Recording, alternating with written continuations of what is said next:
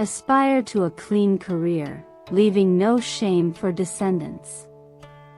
Hello everyone. Welcome to Encountering Chinese Case Stories. Cases judged by Bao Gong. Today, I'm going to tell you a story called The Cowherd.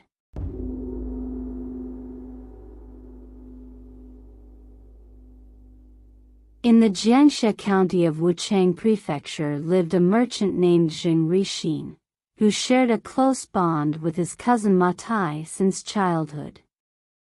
Zheng Rixin often traveled to Xiaogan to trade fabrics, and Ma Tai once accompanied him on such a trip, earning a good profit.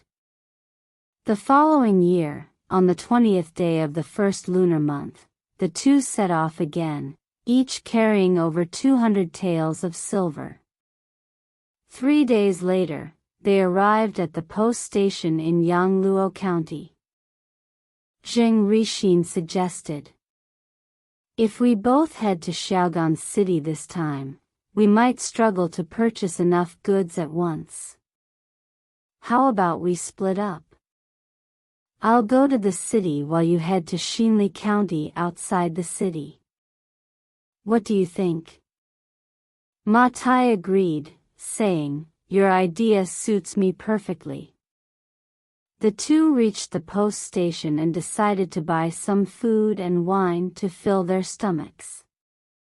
The station owner, Li Zhao, was an old acquaintance and greeted them warmly. He even prepared a lavish meal and said, "During the new year, I stocked plenty of festive wine. It's rare to have you both here now. Please, have a few more cups." As the three of them drank and chatted, Zheng Rixin and Ma Tai became thoroughly intoxicated, barely able to stand as they prepared to leave. They took out the silver to thank Li Zhao, but Li Zhao refused, saying it was too much. After they insisted several times, he finally agreed reluctantly. Bidding farewell to the station owner, Zheng Rixin prepared to head toward Xiaogan City. Before leaving, he reminded Ma Tai, "After counting the fabrics you purchase, arrange for porters to deliver them into the city." Ma Tai agreed and set off. Unexpectedly, on the way, with the alcohol taking effect, Ma Tai stumbled after walking a short distance, sat down by the roadside to rest, and soon fell asleep. As the saying goes, when drunk, one loses track of time, and when waking up, it is already dusk. When Ma Tai awoke, the sun was already sinking, and the sky grew dim. He hurriedly resumed his journey, striding 5 more miles until he reached a place called Nanji. The area was desolate, with no village in sight and no inn behind. Surrounded by eerie emptiness, Ma Tai felt a growing sense of unease. In this desolate area lived a man named Wu Yu, who survived by robbing and killing unsuspecting travelers, though he disguised himself as a humble cattle herder. Unfortunately, today, Ma Tai crossed paths with him. Wu Yu greeted Ma Tai warmly and said, "Traveler, it's already dark. Why haven't you found a place to rest? This area is no longer as safe as it used to be. The next 10 miles are nothing but desolate mountains where bandits often lurk." Hearing this, Ma Tai grew even more anxious and quickly asked, "Where do you live?" Wu Yu replied, "I live just ahead in Yuankou." Ma Tai eagerly pleaded, "Since it's not far, may I stay at your place for the night? I will be sure to reward you generously tomorrow." Wu Yu feigned reluctance and said, "My house isn't an inn. How could I let someone stay overnight? Besides, our home is quite simple and lacks proper bedding. You'd be better off finding somewhere else. Ma Tai, desperate and frightened, begged again. I know it's not an inn, but please take pity on a weary traveler and let me stay for just one night. After some back and forth, Wu Yu pretended to be moved and finally agreed. You seem like an honest man. Fine, let me gather my cattle, and I'll take you home. When they arrived at Wu Yu's house, he called out to his wife, Gong, saying, We have a guest staying over tonight. Prepare some food and wine to welcome him. Gong, well aware of her husband's wicked deeds, frowned upon seeing Ma Tai and showed clear displeasure. Mistaking her expression for annoyance at an uninvited guest, Ma Tai quickly explained. Madam, please don't be upset. I'm only asking to stay for one night and will repay your kindness handsomely tomorrow. Gong shot him a cold glance and shut the door without saying a word, leaving Ma Tai puzzled but still unaware of the danger. A short while later, Gong returned, serving a meal with wine. Wu Yu enthusiastically urged Ma Tai to drink. Although Ma Tai had only just sobered up from his earlier drinking, he couldn't refuse such hospitality and drank a few cups. Unexpectedly, Wu Yu had laced the wine with a sleeping drug, and soon after, Ma Tai fell unconscious.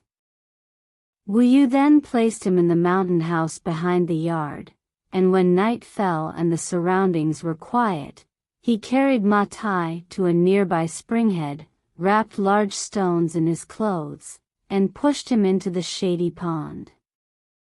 Subsequently, Wu Yu took all of Ma Tai's silver for himself. This kind of crime, taking lives and seeking wealth through murder, was something Wu Yu was already quite accustomed to. Meanwhile, Jing Rixin arrived in Xiaogan.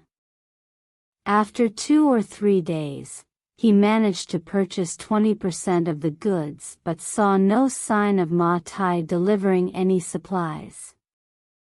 After waiting for another 10 days, he decided to go to Xinli to investigate. He visited the familiar broker Yang Qing's shop and asked, Why is the delivery so delayed this year? Yang Qing looked puzzled. I don't understand what you mean. Jing Rixin explained. My cousin Ma Tai came to your shop to buy cloth about half a month ago, but I've been waiting for his delivery in the city for days and haven't seen him yet. Yang Qing shook his head. Your cousin never came to my shop. Jing Rixin was skeptical. My cousin Ma Tai bought cloth from your shop last year. He must have come here this year too. Yang Qing questioned, when exactly was he supposed to have arrived? On the 22nd day of the first lunar month.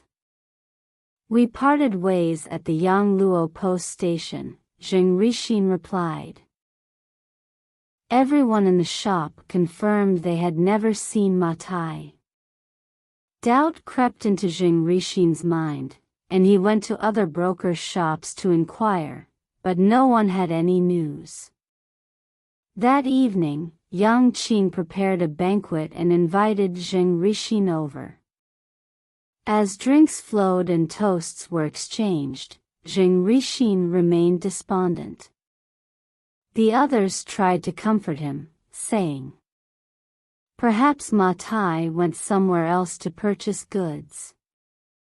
Otherwise, how could he just vanish into thin air? Jing Rixin pondered. Ma Tai doesn't know anyone else in the area, and where else could he have gone? At dawn the next day, He hurried back to the Yangluo post station and asked the innkeeper, Li Zhao, if he had seen Ma Tai. Li Zhao replied, "Since the day you two parted ways, he has never returned." Realizing something terrible might have happened, Zheng Rixin frantically asked around along the route, but no one had heard of any robberies or murders occurring during the first lunar month. With no leads, Zheng Rixin returned to Xinlin and questioned the shop assistants at the brokers' shops. "When is business usually busiest for you?" They all answered, "February." Zheng Rixin reasoned. The brokers must have seen Ma Tai alone with a large amount of silver and been tempted by greed, killing him for his money. He confronted Yang Qing, accusing, "My cousin Ma Tai came to your shop with 200 taels of silver to buy cloth. You must have killed him for his money. If he was attacked along the way, there would be a body. How could a living person just disappear?" Yang Qing protested, "My shop sees so many customers every day. Why would I commit such a crime?" Zheng Rixin pressed on. "Most of your regular customers only come to buy goods in February. My cousin came in the off-season, making it easier for you to kill him unnoticed." Yang Qing retorted, "Even if most customers come in February, our shop is always open. Wouldn't the neighbors see if something suspicious happened? Do you really think it's possible to commit murder and robbery in plain sight? You're falsely accusing me." But Zheng Rixin, blinded by anger and grief, refused to listen. The two men even came to blows. That night, Zheng Rixin wrote a letter home detailing everything that had happened. Early the next morning, he drafted a formal complaint and took the case to the local county court. The magistrate of Xiaogan County, Zhang Shitai, received Zheng Rixin's complaint and approved the summons. The next day, Yang Qing also submitted a petition defending himself. The magistrate ordered constables to arrest all relevant individuals and bring them to court for a hearing. The magistrate first questioned Zheng Rixin, "You accuse Yang Qing of murdering Ma Tai. Do you have any evidence?" Zheng Rixin replied, "Yang Qing is cunning and would have naturally covered his tracks well. How could he leave any obvious evidence? I plead with you, Your Honor, to conduct a thorough investigation, and the truth will be revealed." Yang Qing argued, "Zheng Rixin's claims are utterly ridiculous and baseless. Ma Tai never came to my shop. If anyone can prove otherwise, I am willing to accept death. In fact, I suspect Zheng Rixin himself killed Ma Tai and is now falsely accusing me to cover up his crime." Zheng Rixin retorted, "My cousin and I did drink together at Li Zhao's inn before going our separate ways." The magistrate turned to Li Zhao and asked, "Is this true?" Li Zhao answered, "Indeed, Zheng Rixin and Ma Tai stopped by my inn that day. I served them wine as usual. After drinking, they left separately, one went east, and the other went west. I wouldn't dare lie to you, Your Honor." Yang Qing added, "My shop has many customers coming and going. If Ma Tai had really come to my shop, how could no one have seen him? The customers in my shop and my neighbors can all testify on my behalf." The magistrate ordered the court to summon the customers and neighbors from Yang Qing's shop and question them. Did any of you see Ma Tai at Yang Qing's shop? In unison, they replied, No, we never saw him. Zheng Rixin countered. Yang Qing's neighbors are familiar with him. Even if they did see something, they might not tell the truth. As for the customers, they only visit his shop in February, while Ma Tai came in the first lunar month. How would they know what happened earlier?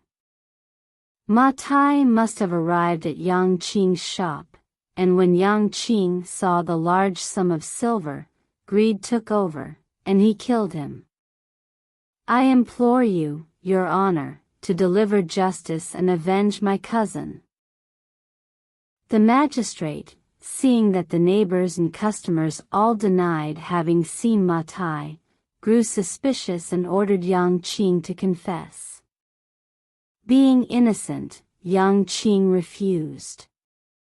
Magistrate Zhang Shitai, eager to close the case, commanded the constables to beat Yang Qing with 30 strokes of the rod. Even after enduring the beating, Yang Qing still maintained his innocence. Frustrated and enraged, the magistrate imposed even harsher punishment.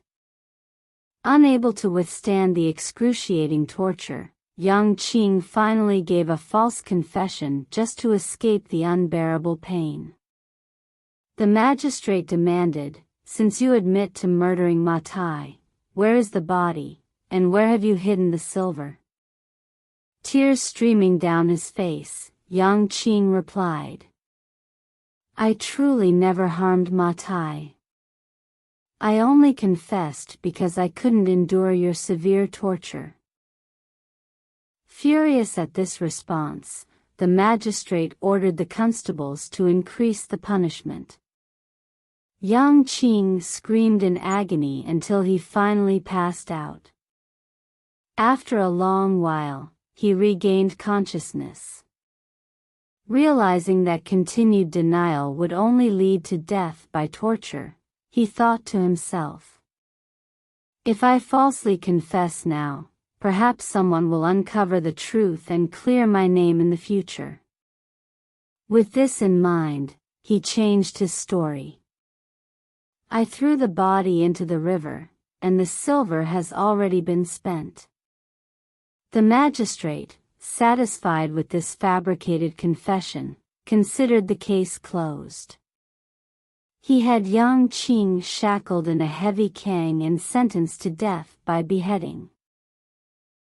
Months later, Bao Gong was ordered by the emperor to inspect various provinces.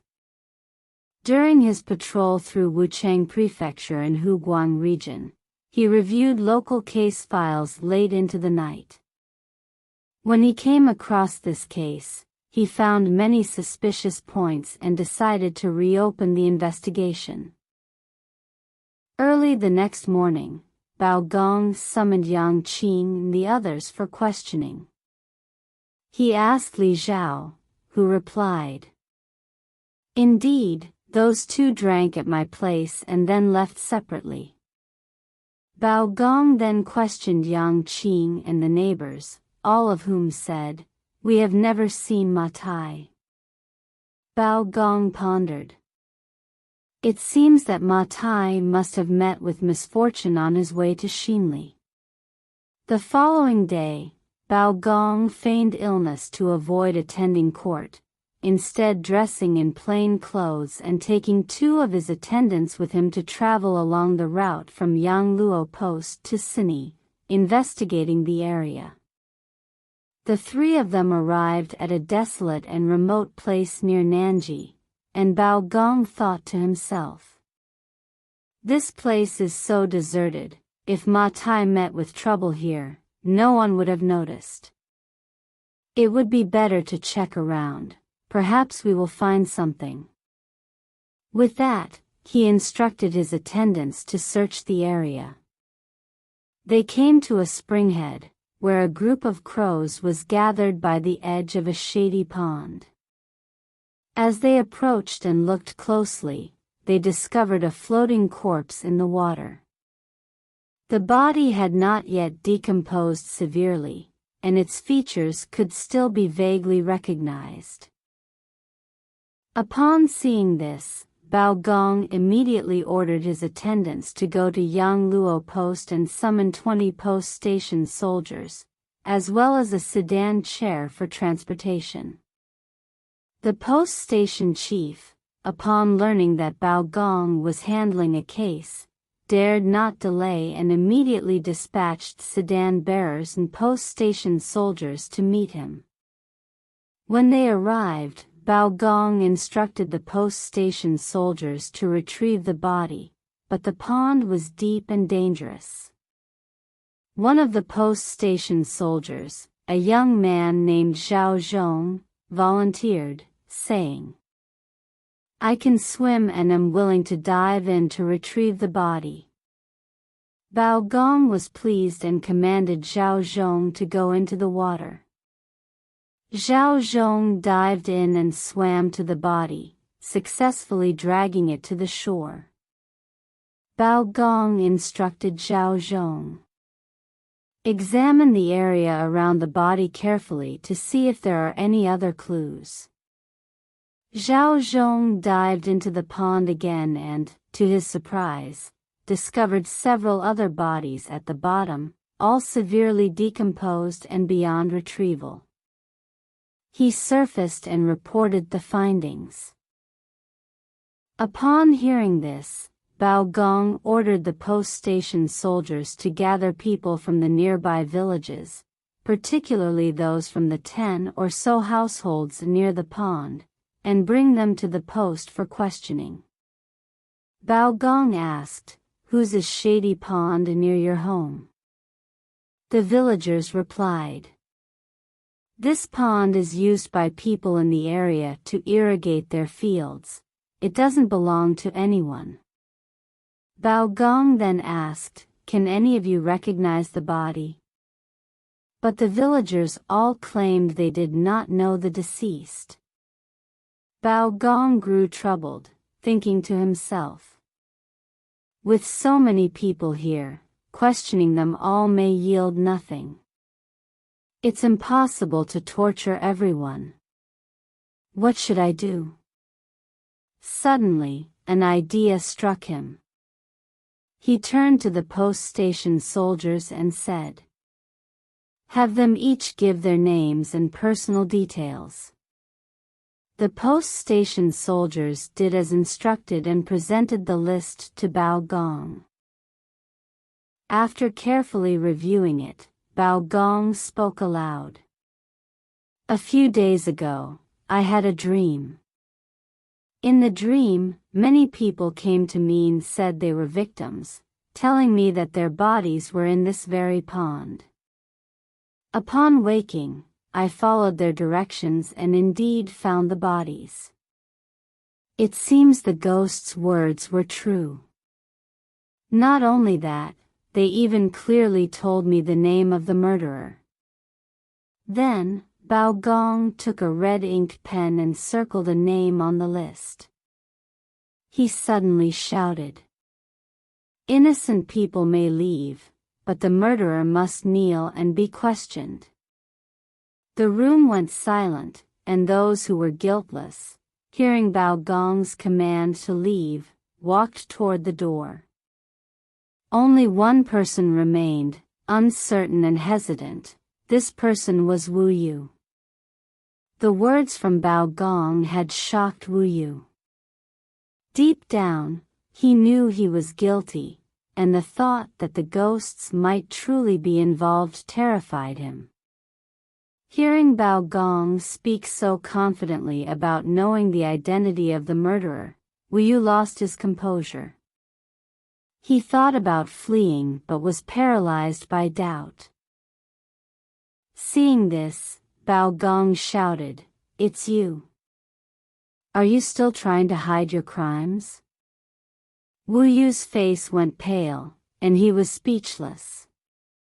Gong ordered the post station soldiers to give him 40 strikes of the heavy wooden rod, then sternly demanded, "Who are the people you have murdered? Confess truthfully, and you will avoid harsher punishment."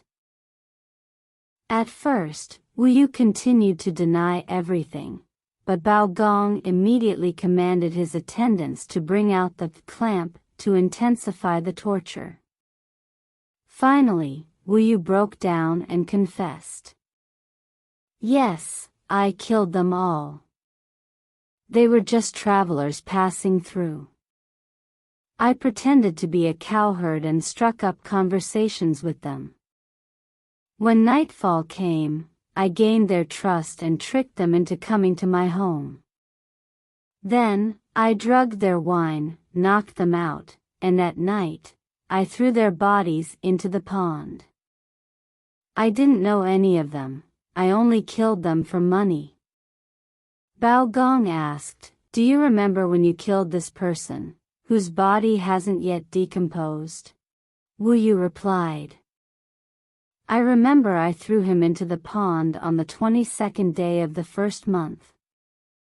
Gong thought to himself, "The 22nd day of the first month, wasn't that the day when Ma Tai and Jing Rixin parted ways? Could this body be Ma Tai's?"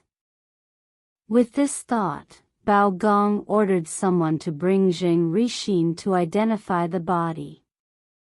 However, he was informed that Jing Rixin was still at the county office for questioning and could not come.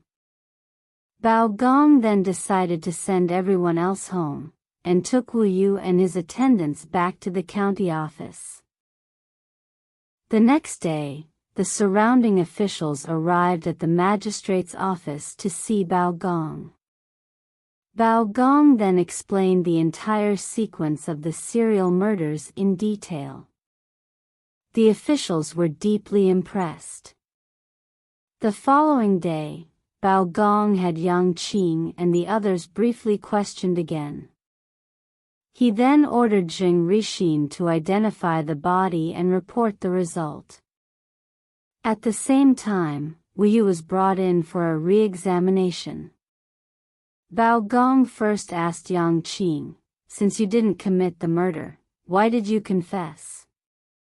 Yang Qing answered, "I repeatedly protested my innocence, but since most of the shop's customers don't arrive until February, and the neighbors were afraid of getting involved, they all claimed to know nothing. The magistrate grew suspicious and tortured me.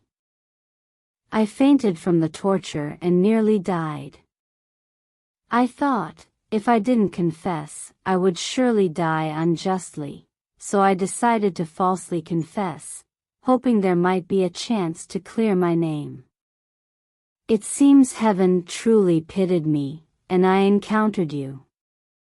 Now, my injustice will finally be cleared." Hearing this, Gong ordered the shackles to be removed from Yang Qing immediately. Then, Gong asked Jing Rixin, "Why did you falsely accuse someone without knowing the truth?" Jing Rixin answered, "I traveled everywhere, but I never expected the murderer's methods to be so meticulous. I was worried about my cousin, but I couldn't find anyone involved, so I had no choice but to accuse Yang Qing." Gong nodded and asked, "How much silver did Ma Tai carry with him?"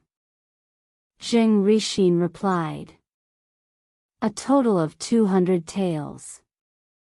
Gong then turned to Wu Yu and asked, "After you killed Ma Tai, how much silver did you take?" Wu Yu answered, "I spent 30 taels, the rest is still at my home." Gong immediately ordered the post station soldiers to go to Wu Yu's home and seize the stolen silver. When Wu Yu's mother saw the officers arriving, she thought they had come to arrest her. In her panic, she threw herself into the water and drowned. Seeing this, Gong, Wu Yu's wife, jumped in after her. The officers quickly pulled her out. After searching Wu Yu's house, they found the 170 taels of silver. It turned out that Wu Yu had sealed up his household belongings and entrusted them to a trusted neighbor for safekeeping. Gong was then brought to the magistrate's office. Bao Gong asked Gong, "Did you know what your husband did?" Gong replied, "My husband is cruel by nature. My mother-in-law tried to persuade him repeatedly, but he resented her, so how could he treat me any better? Now that my mother-in-law has passed, I am also willing to leave this world with her." Bao Gong said, "Since you tried to persuade your husband to do good but failed, this matter naturally does not involve you. I hereby allow you to remarry through official channels, so that you will not be subject to gossip." Bao Gong then turned to Jing Rixin and said, "You falsely accused Yang Qing, and according to the law, you should be punished. However, considering how difficult it was for you to search for your cousin and that you acted out of desperation, I will not hold you accountable. Instead, I decree that you shall bury Ma Tai's body in your home." Jing Rixin thanked Bao Gong repeatedly, kneeling and kowtowing on the ground. Finally, Bao Gong sentenced Wu Yu to death, ordering the officers to take him to the public execution ground for immediate execution. The case was thus fully resolved. Alright. That's all for today's case story, The Cowherd. If you enjoyed it, please give it a thumbs up and subscribe. Please also encourage everyone to comment and share more. We'll see you in the next episode.